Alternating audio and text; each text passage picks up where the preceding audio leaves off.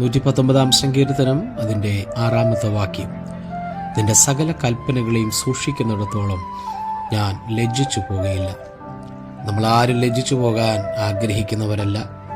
നമ്മുടെ തല എപ്പോഴും ഉയർന്നിരിക്കണമെന്നാണ് നമ്മുടെ എല്ലാവരുടെയും ആഗ്രഹം. തീർച്ചയായും നാം ലജ്ജിച്ചു പോകാൻ അനുവദിക്കാത്ത നല്ലൊരു ദൈവം നമുക്കുണ്ട്.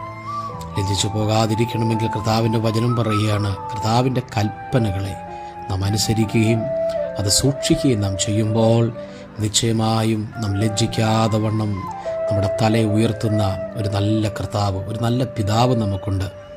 ഈ അനുഗ്രഹിക്കപ്പെട്ട ദിനത്തിൽ നമുക്കും എവിടെയെങ്കിലുമൊക്കെ കർത്താവിൻ്റെ കൽപ്പനകളെ അനുസരിക്കാത്ത മനോഭാവങ്ങൾ നമ്മളിലുണ്ടെങ്കിൽ കർത്താവിനോട് പറയാം, കർത്താവേ, എൻ്റെ കൽപ്പനകളെ അനുസരിക്കുന്ന നല്ലൊരു മകനാക്കി, നല്ലൊരു മകളാക്കി എൻ്റെ ജീവിതത്തെ അനുഗ്രഹിക്കണമേ എന്ന് ഇതൊരു നല്ല ദിവസം നമുക്ക് ദൈവത്തോട് പ്രാർത്ഥിക്കാം.